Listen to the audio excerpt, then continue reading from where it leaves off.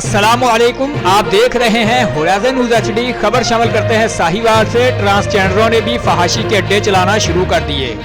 रात होते ही ट्रांसजेंडरों के डेरों पर बदफेली करने वालों का रश बढ़ जाता है। इसके अलावा ट्रांसजेंडरों के डेरों पर हर किस्म का नशा, जिसमें चर्स, अफीम, हेरोइन, शीशा, जो खुद भी करते हैं और फरोख्त भी किया जाता है। ट्रांसजेंडर यंग स्टूडेंट्स को भी अपने प्यार के चुंगल में फंसाकर अपने फहाशी के अड्डे पर ले जाते हैं। वहां पर इनको हैवी किस्म का नशा पिलाकर जबरदस्ती बदफेली करवाते हैं। यंग स्टूडेंट से बदफेली करवाने की वीडियो बनाकर उनको ब्लैकमेल करने के साथ ये धमकी भी देते हैं कि अगर आप दोबारा ना आए तो हम आपकी वीडियो सोशल मीडिया पर वायरल कर देंगे।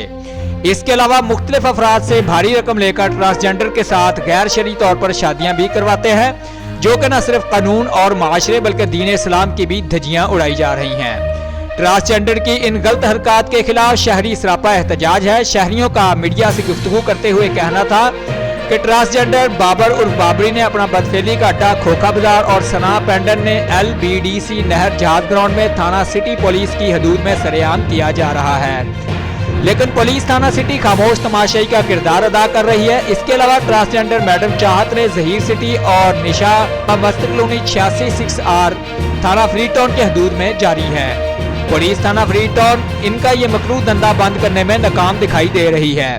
पुलिस की खामोशी एक सवालिया निशान है, लेकिन कोई इनको पूछने वाला नहीं है। रोजाना की बुनियाद पर ट्रांसजेंडर मुतअद्दिद नौजवान नस्ल की जिंदगियां तबाह कर रहे हैं। स्टूडेंट्स, बच्चों के वालिदैन समेत शहर के सियासी समाजी हलकों ने RPO DPO साहिवाल से फौरी नोटिस लेकर ट्रांसजेंडरों का ये मकरूह धंधा बंद करने और उनके खिलाफ फौरी कार्रवाई करने का मुतालबा किया है। रिपोर्ट महबूब चौधरी, सरपरस्ती आला, होराइजन न्यूज़ HD।